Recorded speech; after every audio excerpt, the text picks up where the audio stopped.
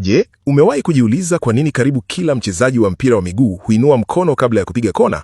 Sio mgereto wa nasibu au tabia ya zamani tu. Kwa kweli ni ishara ya kistrategia ambayo baada ya muda imekuwa lugha ya siri uwanjani. Miongo kadhaa iliyopita, kuinua mkono kulikuwa na maana ya wazi. Mkono mmoja ulioinuliwa ulimaanisha mpira ungepelekwa kuelekea mlingoto wa karibu, wakati mikono yote miwili ilipoinuliwa ilimaanisha krosi inaelekea mlingoto wa mbali. Lakini kadri muda ulivyopita, mabeki walianza kutambua ishara hizi kwa urahisi sana na kuwafanya iwe rahisi kwao kuudaka mpira na kuondoa hatari ya ushambulizi. Leo hii, maana imebadilika kabisa. Katika kila timu, ishara hizi zimekuwa misimo ya ndani inayofanyiwa mazoezi wakati wa vipindi vya mazoezi. Hii inawawezesha washambuliaji na wachezaji wenza kujua kwa usahihi pale mpiga kona anapopanga kuupeleka mpira, iweni kwenye eneo la penalty, nje ya kisanduku, kuelekea mlingoto wa mbali au hata kwa kona fupi. Lugha hii ya mpira wa miguu inatofautiana kutoka timu moja hadi nyingine, na wakati mwingine hata kutoka mechi moja hadi nyingine, na kufanya iwe karibu haiwezekani kwa wapinzani kuitambua. Kwa kifupi, kuinua mkono kabla ya kupiga kona ni kama misimo ya siri kati ya mchezaji na wachezaji wenzake, unayosaidia kudumisha kipengele cha kushtukiza na kuwazuia wapinzani kutabiri mpango wa ushambulizi.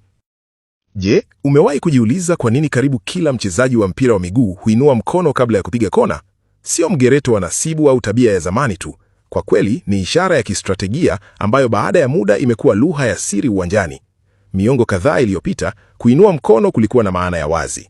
Mkono mmoja ulioinuliwa ulimaanisha mpira ungepelekwa kuelekea mlingoto wa karibu, wakati mikono yote miwili ilipoinuliwa ilimaanisha krosi inaelekea mlingoto wa mbali.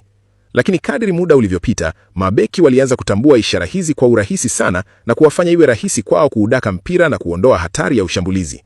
Leo hii, maana imebadilika kabisa. Katika kila timu, ishara hizi zimekuwa misimo ya ndani inayofanyiwa mazoezi wakati wa vipindi vya mazoezi.